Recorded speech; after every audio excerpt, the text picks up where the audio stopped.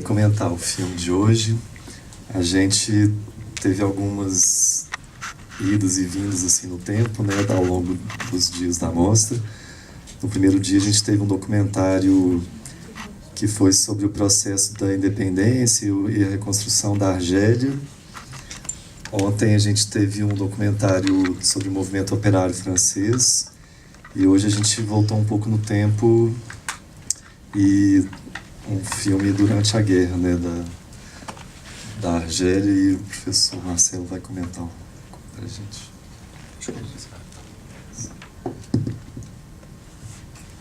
Bom, boa noite.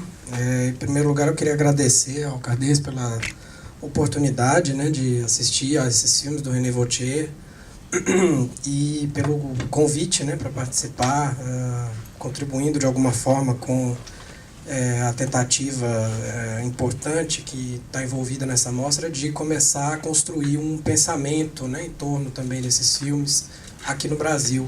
É claro que já é um cineasta relativamente conhecido, mas ao mesmo tempo é notável que os filmes dele sejam tão pouco vistos, né, tão dificilmente acessados até pouco tempo atrás, né, enfim, está em meio a uma restauração à obra dele e tudo mais.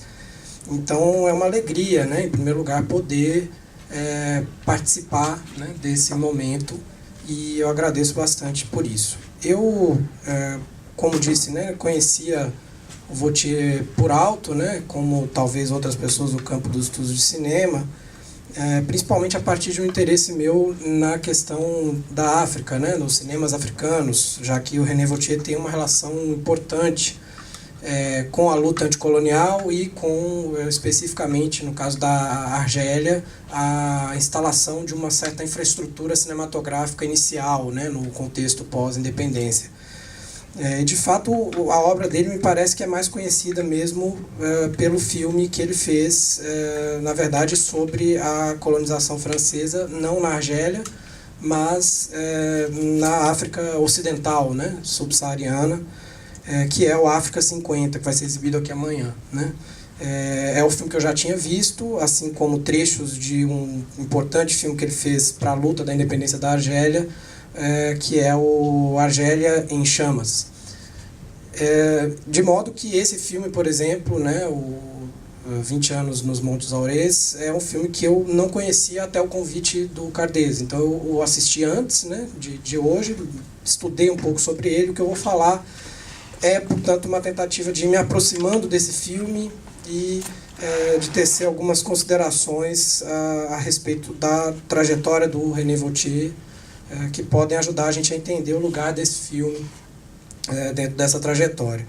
E eu vou, como vocês podem ver, apelar para a minha colinha aqui, né, porque prefiro não me perder nesse percurso. Bom, o África 50, ele é um filme muito conhecido, embora pouco visto. De fato, ele está no YouTube, não é difícil de assistir, né? Amanhã a gente vai ter a oportunidade de ver alguma coisa rara em tela grande.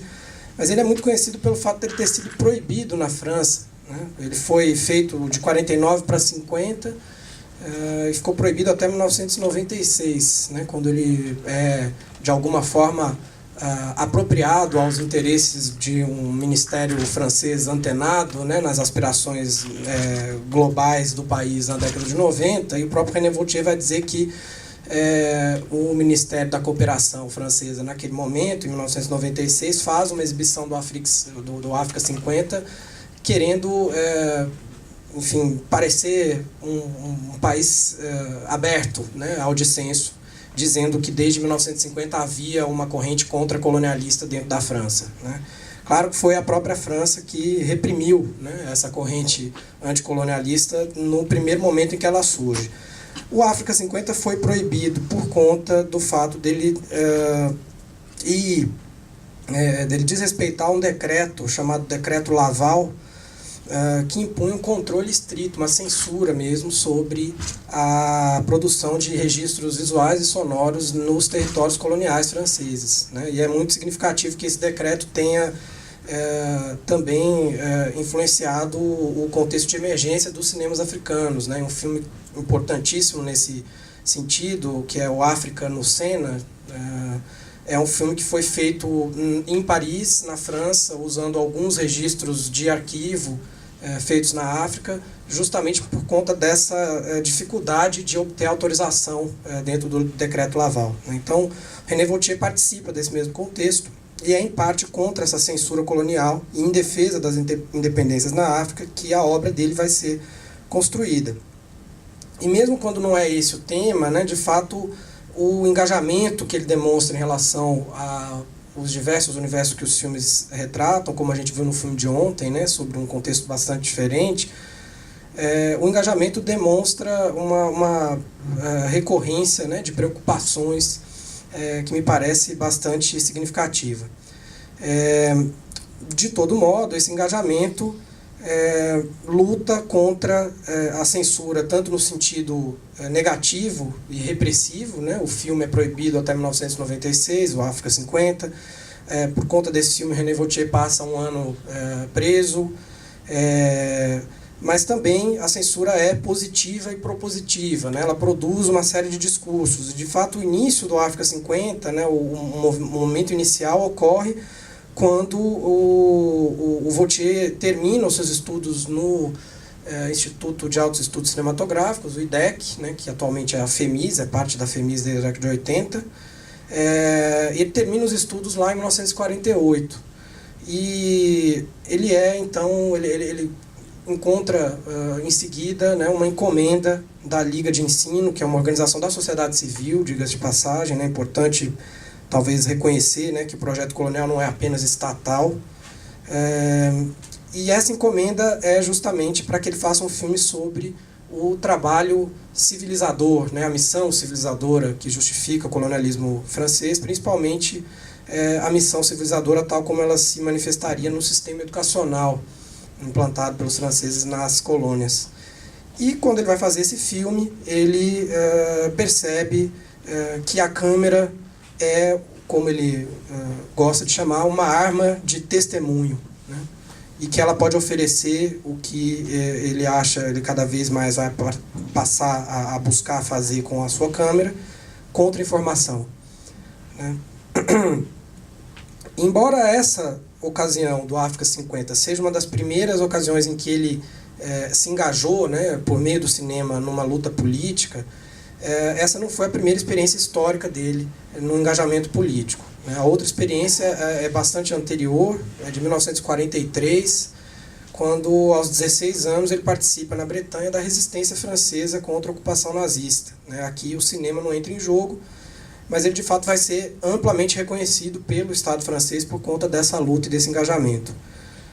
Ao mesmo tempo, no futuro, ele também não fica restrito, né, a temas da luta anticolonial, e vai, com a obra dele, abordar a luta operária, a luta das mulheres, como a gente viu no filme de ontem, colonialismo interno, né, de que a Bretanha, a região da Bretanha é vítima na França, segundo ele, né, eu traduzo aqui colonialismo interno, que é um termo usado pelo Roberto Cardoso de Oliveira para falar da situação dos povos indígenas no Brasil, né, enfim, amplamente debatido na antropologia, mas o termo do Vauthier é colonialisme à l'intérieur, né, o colonialismo no interior, na França, ele denuncia isso, né. E ele vai chegar, inclusive, a abordar a ameaça nuclear e aeroatômica em alguns filmes e também a degradação ambiental, né, e a crise planetária desencadeada por esses problemas ambientais, né.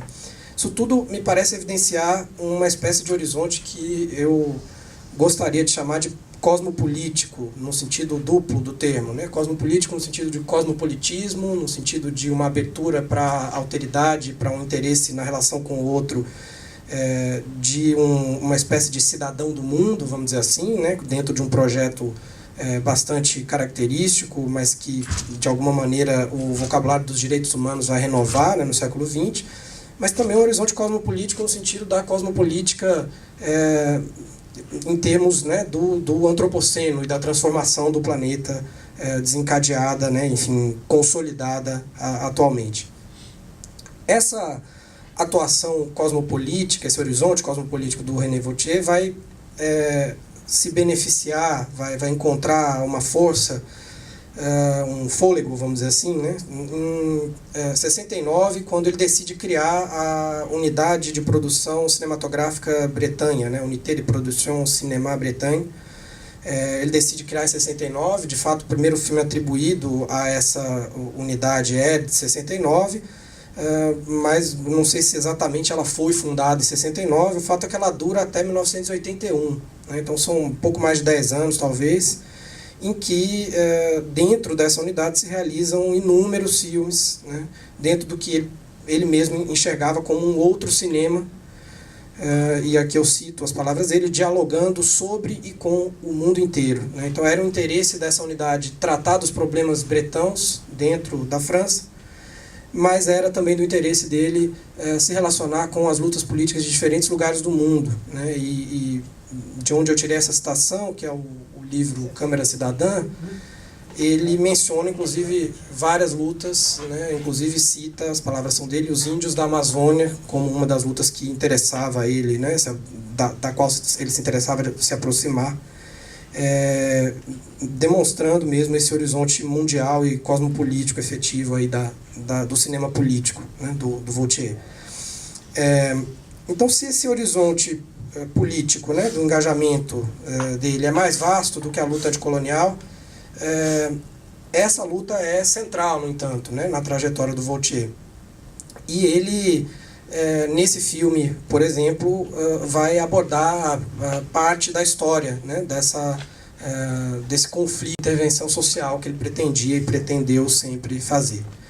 A solução é a seguinte: ele é autorizado a filmar junto ao Exército de Libertação Nacional, concorda em não fazer proselitismo das suas ideias, segundo os termos dele, além de não repassar qualquer registro, ou mesmo escrito, né, artigo ou informação à mídia ou a terceiros, sem antes apresentá-los ao setor de informações do FLN, sob a responsabilidade do Abane Hamdani, que iria fornecer, por sua vez, a película para ele fazer esses registros todos.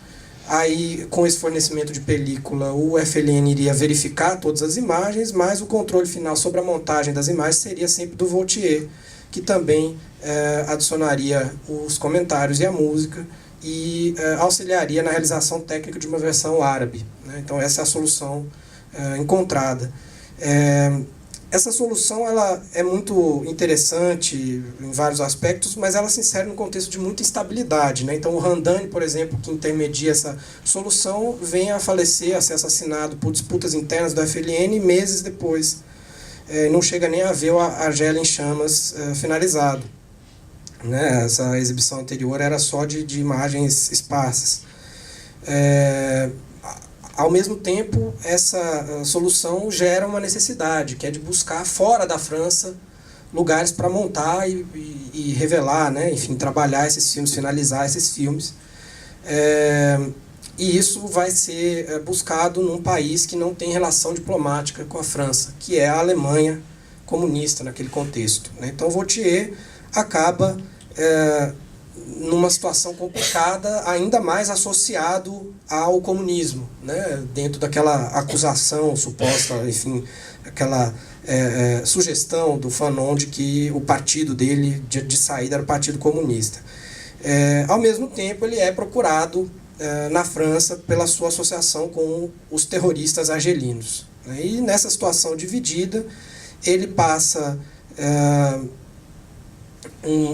ele termina o Argélia em Chamas, e o que vai acontecer é que o FLN se apropria do Argélia em Chamas, que vai circular ao mundo como uma denúncia do colonialismo e uma evidência da luta anticolonial, mas ao mesmo tempo vai prender o Vautier, porque não quer ser associado a ele como comunista. Então Vautier passa 2 anos, 25 meses para ser mais preciso, numa prisão do FLN, né? Depois de ter passado um ano na prisão francesa, também é vítima de uma prisão do FLN, sem saber muito bem porque esteve lá, passa esses 25 meses, sai de lá reconhecido pelo FLN e volta a se engajar na luta anticolonialista de maneira direta. De modo que em 62 ele ajuda a criar, né, um centro de formação em cinema que vai começar, a partir da independência da Argélia, né, a construir uma espécie de infraestrutura, né, tanto de produção como de distribuição cinematográfica no país. Essa história toda é muito significativa pelo que ela evidencia a respeito da concepção do René Vauthier sobre a imagem cinematográfica. É uma concepção do que a Nicole Brenet, que é quem chama atenção também para essa história, num texto importante publicado na revista La Fúria Humana sobre o René Vauthier, ela denomina essa relação, essa concepção das imagens como uma concepção de autonomia das imagens, né? Mesmo engajado, diz ela, com todas as suas forças ao serviço de uma causa, ele não diminui em nada as suas imagens, Vauthier. Elas são, ao contrário, oferecidas, né, a quem precisar delas. Ele não quer ser o proprietário delas, mas ele também não deseja que elas sejam propriedade de qualquer entidade, né? Então há um sentido de uma abertura bastante radical nessa autonomia das imagens.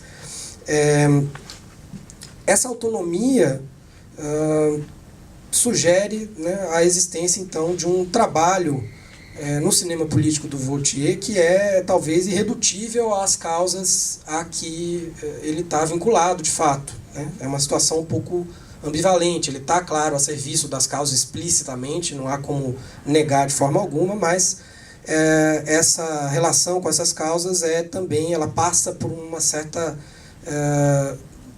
por um embasamento, por um enraizamento na imagem, né, na experiência do cinema que ele consegue produzir a partir das imagens, dos registros que ele cria.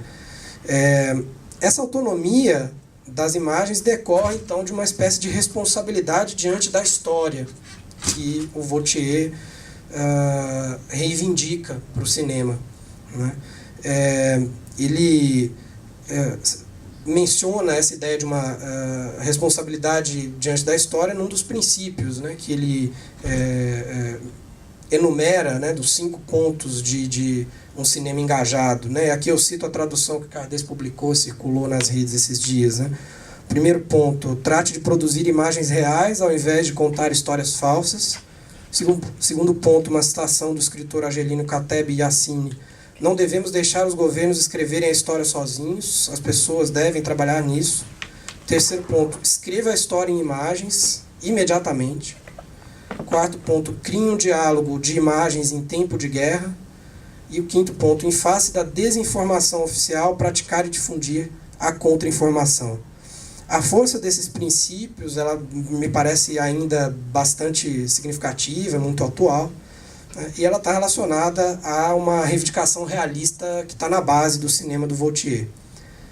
Mas é importante reconhecer que essa reivindicação realista, ela tem uma dupla dimensão, né? Uma dupla articulação, que se revela na definição que ele dá de cinema de intervenção social. A definição dele é a seguinte, né, eu cito: um cinema que, refletindo uma realidade social, é suficientemente integrado a essa realidade para influenciar sobre sua evolução. Então, essa dupla articulação do realismo: por um lado, refletir uma realidade social, uma espécie de realismo que é talvez mimético num certo sentido, no sentido narrativo, né, mais do que imagético do termo, talvez. Mas é também, além da reflexão, desse reflexo da realidade social, a integração a essa realidade, né, que é fundamental para esse cinema. Essa articulação, então, entre a reflexão da realidade e a integração a ela é que dá ao cinema, para o Vauthier, a capacidade de intervir no andamento da história, né, que é, de fato, a responsabilidade que ele atribui a si e ao cinema de modo geral. Nesse sentido, ele tem, então, esse realismo mimético, de um lado, e o que eu chamaria de um realismo ético, né, do procedimento, da integração à realidade, por outro, definindo o horizonte do seu cinema. E isso é bastante interessante para pensar esse filme, né?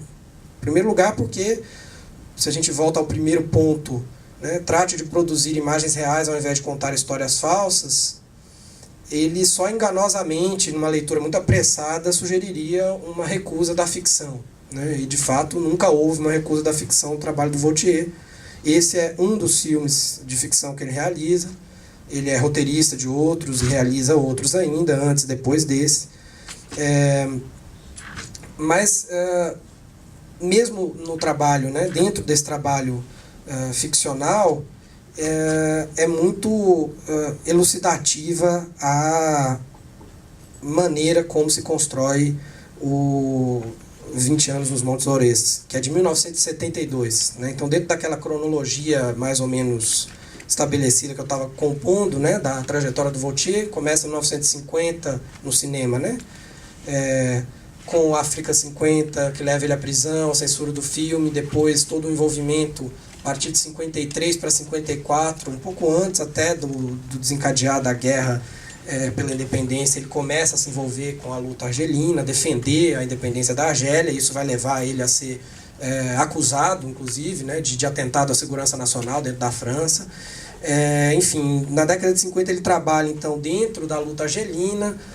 Em 62 ele começa a trabalhar, depois da independência da Argélia, dentro da consolidação do aparato cinematográfico do país, e aí, mais ou menos em 66, ele vai poder voltar à França, né, onde ele vai criar a unidade Bretanha lá de cinema, e é nesse contexto então que ele vai chegar finalmente à proposição de realizar esse filme que a gente viu hoje. Esse filme acaba sendo premiado na Semana da Crítica em Cannes, embora nenhum membro da equipe do filme tenha permanecido até o fim do festival para receber o prêmio. Depois ele foi receber. Aqui fica patente uma questão, então. Né? Se o engajamento militante do Vautier decorre dessa concepção de uma autonomia das imagens, dessa defesa de uma responsabilidade na escrita da história e de um realismo radical, qual é o lugar da ficção nesse contexto desse cinema de intervenção social? Esse filme começa com o interesse do Vautier na compreensão de uma questão importante para ele, 10 anos depois do fim da guerra de descolonização da Argélia. Uma questão que é importantíssima e que é muito evidente no filme. Como é possível que vários franceses tenham ido, né, para a guerra e cometido tantas atrocidades, tantos crimes de guerra? Essa é a pergunta, né, que motiva o Vautier a chegar finalmente, até ele chegar a esse filme, a esse roteiro que ele escreveu. E ele vai abordar essa pergunta no primeiro momento sem pensar em fazer um roteiro sobre ela. Ele vai entrevistar, como diz o início do letreiro, né, no filme, um grupo, todas as pessoas que ele pode, né, um grupo enorme, enfim, que ele acaba entrevistando, de centenas de... no letreiro fala assim 600, no livro, tiveram uma relação refratária no primeiro momento com a guerra, né, que são justamente os personagens desse filme. E ele coleta esses depoimentos em gravações de áudio, em fitas, né, em fita magnética, e essas 600 horas, né, que decorrem dessa atividade longa, né, que não é pontual, que se espalha em vários contextos, né, e demora muito para chegar a termo, é daí que ele vai tirar o roteiro desse filme. E ele tira o roteiro desse filme também da percepção de que havia uma similaridade muito grande entre a situação desse exército francês na Argélia, combatendo a luta pela independência, com o exército alemão que ocupava a França. E aí, mais uma vez, a comparação com o contexto do nazismo vai emergir, né, como uma comparação importante para compreender. Então, assim como no filme que a gente viu no primeiro dia, o Povo em Marcha, em que em algum momento ele cita, né, o nome dos campos de concentração da Alemanha e explicita logo depois que o que os franceses estão fazendo na Argélia é campo de concentração, né, que não é na Alemanha que aquilo ficou restrito. Aqui ele de alguma maneira está também retomando essa aproximação com a experiência nazista para tentar pensar dessa vez, né, o lugar dos soldados e como é possível, em suma, que esses soldados chegassem a realizar essas atrocidades. Essa pergunta motivadora, né, como é possível chegar a esse nível de brutalidade, vamos dizer assim, de modo bem geral, é uma pergunta fundamental na história do século XX. Né? Ela corresponde ao reconhecimento de que os atos bárbaros que ultrajaram a consciência da humanidade, isso são termos da Declaração de 48 dos Direitos Humanos, não permanecem circunscritos ao passado traumático dos campos nazistas. E a barbárie continua a se repetir e a se reproduzir, né? Mesmo com o aviso final de Noite e Neblina, aliás, outro filme com toda a sua história de censura e dificuldades. E a Argélia, aqui do Vautier, é um dos locais de reprodução da experiência concentracionária. Né? No Povo em Marcha ele fala a Argélia concentracionária. A pergunta é justamente a pergunta crucial a respeito de como é possível emergir esse mal radical, vamos dizer assim. É a pergunta básica da ética moderna, vamos dizer. O Vautier expressa essa pergunta da seguinte forma em relação aos personagens do filme. Né? Ele estava interessado em responder a isso. Como foi possível colocar jovens em situação de se tornarem criminosos de guerra? Para buscar essas respostas, ele faz todo aquele conjunto, né, toda aquela coleta de depoimentos, mas ele decide então compor esse roteiro. E ele explica que ele decide fazer um roteiro, em parte, provavelmente, né, assim, de memória, porque teria ficado claro nessas conversas que pouquíssimas dessas pessoas estariam dispostas a serem filmadas para prestarem esse tipo de depoimento, por uma série de razões. Entre elas, talvez, razões de censura relativas à lei da anistia, que também foi adotada, né, em 63, ali na França, mas também pela dificuldade, né, de parte dessas pessoas, pelo menos, de abordar esses assuntos e essa memória, né, dessa experiência. Ao mesmo tempo, ele estava interessado em acessar uma audiência mais ampla, com um filme de ficção. Ele acreditava que um filme de ficção seria mais, né, aberto a essa audiência mais ampla. Então a ficção surge aí como um recurso de abordagem de um trauma e de imagens que faltam da história por conta de uma censura e desse trauma, seja porque elas foram reprimidas na esfera da experiência individual, seja porque elas continuam sendo denegadas no trabalho de memória coletivo, além de a ficção também constituir uma aposta na difusão do filme. E dentro do filme, o trabalho da ficção opera de duas maneiras fundamentais. Por um lado, há um esforço de se ater aos testemunhos gravados. Né? Então, o letreiro inicial anuncia isso com todas as letras, né? Todas as situações do filme podem ser atestadas por pelo menos 5 testemunhas diferentes. Né? Então, isso sugere, e é o que o Vautier diz no livro, que ele elaborou o roteiro pensando justamente nas confirmações que esses vários depoimentos permitiam obter a respeito desses acontecimentos. Então, tem, por um lado, nessa ficção, um trabalho de resguardo dessa autenticidade dos testemunhos orais gravados, orientando a elaboração do roteiro. Ao mesmo tempo,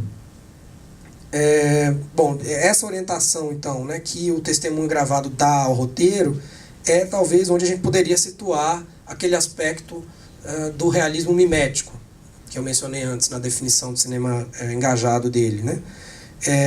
A ideia aqui é que, por meio da fidelidade a esses testemunhos e a sua autenticidade, o Vautier consegue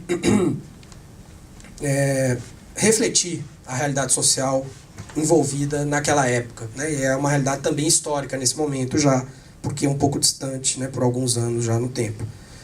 Ao mesmo tempo, no próprio procedimento de filmagem do filme há o aspecto do realismo ético, né, ou da integração à realidade, de uma maneira, claro, um pouco deslocada, fabulada, eu diria, dentro do que o René Vautier vai denominar filmagem happening. Esse é um termo interessantíssimo que ele usa. Ele está explicando como foi possível fazer o filme, quando ele usa esse termo, dizendo que ele tinha pouquíssimo dinheiro, ninguém quis produzir o filme. Então ele foi atrás de amigos, colegas, conhecidos, etc. Encontrou gente disposta a encarar o desafio, esses atores, né? Enfim, é um trabalho mesmo, né? O que a gente talvez chamasse de cinema da brodagem hoje aqui no Brasil, né? Enfim, outros termos possíveis, menos centrados no masculino, talvez, né? Enfim, esse cinema dos colegas, feito entre amigos, né, é o que permitiu, a partir da UPCB, né, do coletivo que ele criou, produzir esse filme. E aí eles decidem, então, fazer o filme que era possível fazer com pouco dinheiro, né? Então ele vai escrever: nós não tínhamos a possibilidade de rodar em estúdio, perfeito, então iríamos fazer um documentário reconstituído. Se não tínhamos meios de pagar os atores por mais de 2 semanas cada um, assim como a maior parte dos técnicos, então nós iríamos inventar a filmagem happening, durante a qual cada ator viveria seu próprio personagem mergulhado no contexto da Guerra da Argélia, reconstituído pelos testemunhos daqueles que a tinham vivido. Então, a filmagem happening me parece que está entre os procedimentos ficcionais de que essa reivindicação de realismo do cinema do Vautier dispõe, né, e é bastante significativo o modo como ela opera nesse filme. De modo que eu acho que, e aí eu vou chegando ao final, né, o que esse filme sugere à luz da trajetória do próprio Vautier é que o engajamento do cinema por ele praticado é um engajamento radicalmente insubordinado e irredutivelmente aberto. Não é um cinema de imagens subordinadas à política como um programa.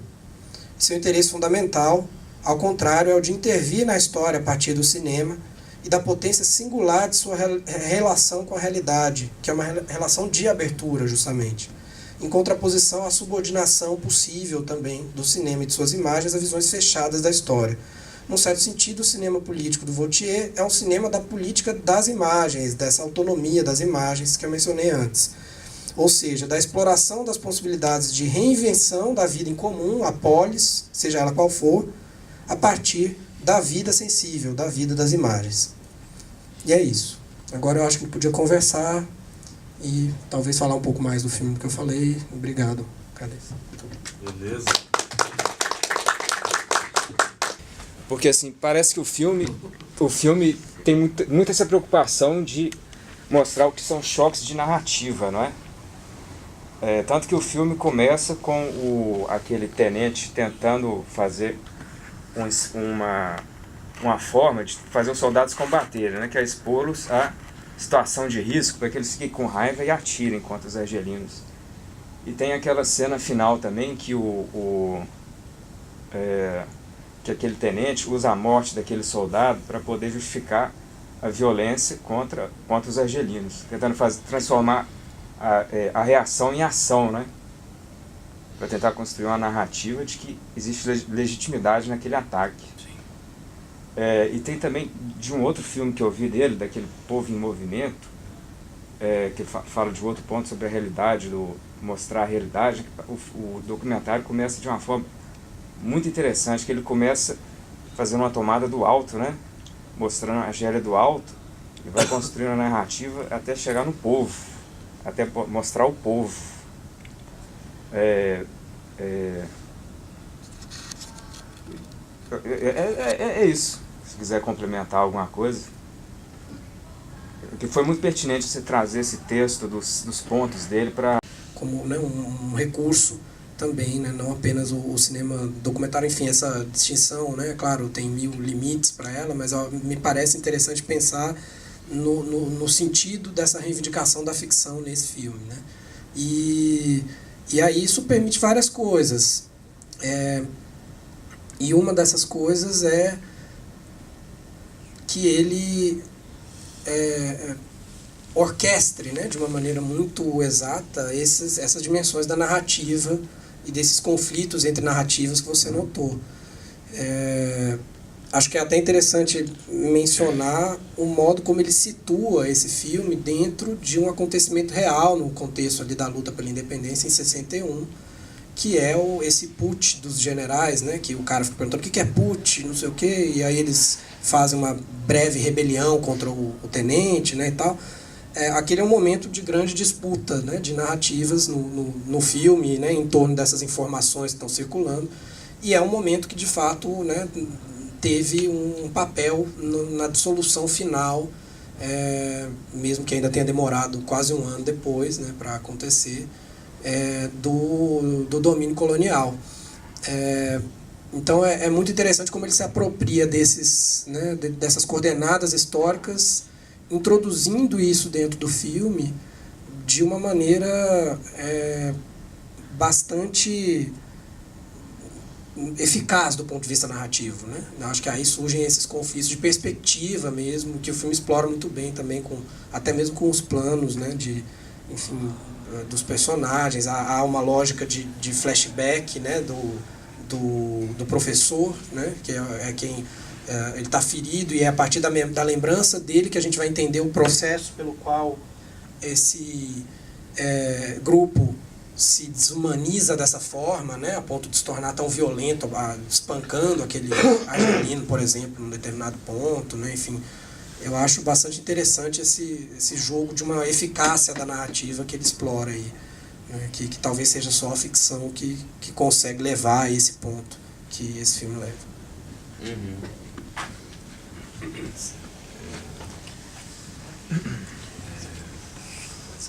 Eu quero falar. Opa. Boa noite. Meu nome é Marne Amâncio, sou irmão do Cardês e eu sou economista. Eu tenho formação complementar em Sociologia, Antropologia e Ciência Política. O meu orientador da minha tese de monografia, quando eu formei na UFMG, o nome dele é João Antônio de Paula. Ele é um fanático, ele é um grande intelectual, acho que o maior intelectual brasileiro.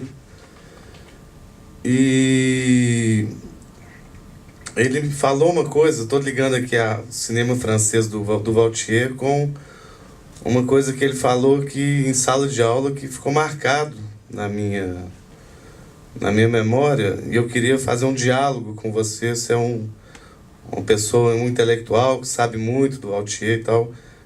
É como se fosse uma pergunta para você. E ele falou que a Torre Eiffel, na França, em Paris, já estive lá, ele falou que a Torre Eiffel é um triunfo da modernidade. Então, assim, é uma forma erétil, não sei, é aço, não sei, ferro, não sei o que tem na Torre Eiffel, mas, assim, que a modernidade triunfou sobre os homens. Então, assim, o Vautier foi uma pessoa que lutou, sabe, com a resistência, com o cinema. Ele foi preso. E, assim, eu concordo e não concordo com ele, porque, assim, um triunfo não foi ainda, porque está todo mundo vivo, está todo mundo lutando. É uma resistência contra o capitalismo, contra o grande capital, e por aí vai. Eu acredito, como Victor Hugo, que é um escritor francês também, eu já li Os Miseráveis, eu estou lendo agora o Corcunda de Notre Dame. O Victor Hugo foi um grande intelectual, foi senador na França e tal. Eu queria te fazer uma pergunta agora, bem sincera, para saber o que você acha, que rumo que a humanidade está tomando. Se a humanidade está no caminho certo, se a humanidade está no caminho errado, se ela vai conseguir ser humana, sabe, com amor entre os homens, que Jesus Cristo falou há 2000 anos atrás. Se a humanidade vai conseguir ou não. A minha pergunta é essa: o que você acha? Você acha que a gente está no caminho certo? Você acha que dá para a gente chegar lá? Você acha que não? A minha pergunta é essa. Eu não sei se eu consigo responder. Consegue, ué? Não. Uma opinião, o que você acha? Você acha que se a gente consegue ou não? Olha, eu acho que eu vou dar duas respostas, já que você, né, tá me Não, mas botando é na uma parede pergunta aí. só, eu quero só uma Mas eu vou resposta. dar duas respostas, vamos Não, lá. não vale. Então, uma resposta que é a resposta impressionista, mais pessoal e Eu quero refletida. essa. Eu quero essa. Então pessoal. eu dou ela depois da outra. A Não, outra aí é você me confundiu, a né? resposta, a resposta que tenta ser um pouco mais racional. Essa resposta que tenta ser um pouco mais racional, no sentido mais positivo desse termo, é a seguinte: eu acho que a humanidade não está num caminho só, né? Existem várias coisas, a disputa está em andamento. Entendi. E existem, enfim, a história não tem um sentido único, né? Do ponto de vista dessa percepção, eu não consigo perceber um fim pré-definido, né? Um caminho totalmente definido para o Você futuro. acha que a gente consegue ou não? Aí, do ponto de vista, a resposta pessoal mais irrefletida que eu ia dar, que é a outra, é bastante pessimista. Eu acho que a gente está bem lascado, assim, eu acho que tá difícil. Você acha que se a gente juntar todo mundo, a gente consegue fazer a revolução e... Se juntar todo mundo consegue, o Mas- difícil é juntar todo mundo. Mas era isso que eu queria ouvir. Era isso que eu queria ouvir. Eu concordo com você, eu acho que a gente consegue também. Se juntar, sempre consegue, o problema Claro, é juntar, né? Mas vamos se organizar, ué. Sim. Chico Sainz falava, é se organizando que a gente pode desorganizar. E aí, gente, alguém tem mais alguma pergunta, um comentário? Não? Bom, Deixa eu fazer uma provocação agora, nem exatamente uma pergunta, assim, que no gancho das temáticas que foram apresentadas aqui, assim, você acha que existe só narrativas ou existe um real por trás de todas as narrativas que pode ser assim perquirido através assim do confronto entre todas elas? Vocês estão querendo me... né? só me colocando pepino gigante aqui, olha só, né? É o seguinte, vamos lá, acho que a minha leitura dessa questão, talvez ela passe por um certo estranhamento em relação à lógica que está na própria questão. Que é uma lógica que está colocando, né, a existência das narrativas em oposição ao real. Eu talvez tentaria pensar as coisas num sentido um pouco mais, um pouco menos binário nessa relação, né, e em que as narrativas constituem uma parte significativa, né, da construção da própria ideia de real, de realidade. E dizendo isso, ao mesmo tempo, eu acho que é importante frisar, não dá para negar a existência, é inegável a existência, sim, de uma realidade compartilhada intersubjetivamente, enfim, o acesso e a construção de sentido sobre essa realidade é um outro ponto, né? Mas, enfim, é um tema filosófico muito mais amplo do que os meus conhecimentos podem sugerir aí nesse breve comentário. Eu acho que tem muita coisa aí. Se alguém quiser falar um pouco também, agradeço. Que obra mais de ficção ele chegou a realizar?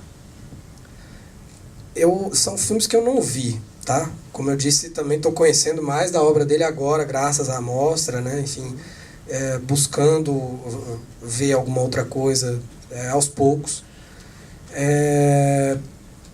Mas, se não me falha a memória, um dos primeiros filmes que ele faz,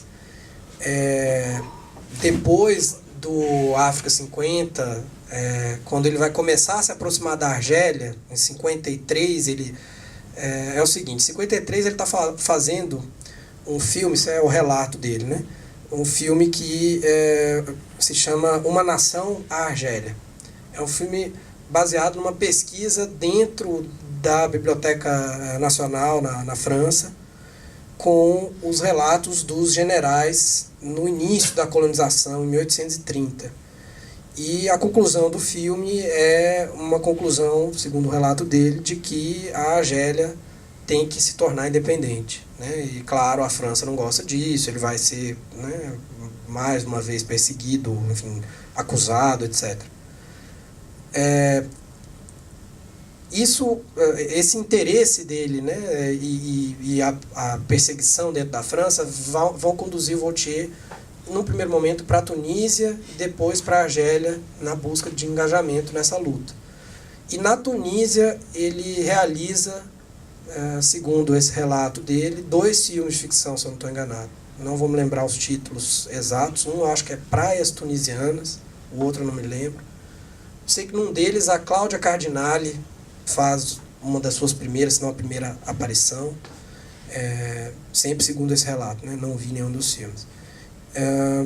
De maneira mais significativa, depois desse filme, tem um filme de 63 ou 64, argelino, né, de direção argelina, de equipe argelina, mas dentro desse contexto em que ele está participando diretamente, que é um filme que ele contribui com o roteiro. Ele é um dos roteiristas desse filme de ficção chamado L'Aube des Damnés, a Aurora dos Condenados, né? Talvez uma relação com Os Condenados da Terra, o famoso livro do Fanon, é o título desse filme, que é um filme argelino mesmo. Esse filme é um outro que ele comenta bastante nesse livro, inclusive depois de falar do 20 anos nos Montes Aurès, e talvez também um trabalho de ficção bem importante como roteirista, no caso, né? Não como diretor. Do que eu conheço, eu acho que é por aí. Gente, então é isso. A gente vai ficando por aqui. Amanhã tem o encerramento da mostra. Com África 50 e o Sino também. E com sessão comentada. E acho que a mostra está cumprindo o papel dela, né? De expandir um pouco o cinema do Vautier aqui no Brasil. Os debates vão ser disponibilizados na internet posteriormente. A gente vai ter alguns textos também no catálogo do Festival do Cine Cipó. Agradecer a presença de todos e nos vemos amanhã. Marcelo, muito obrigado novamente. Eu gostei muito sim da sua fala. Você trouxe vários conceitos do Vautier aqui, muito interessantes. Muito obrigado. Parabéns. Valeu.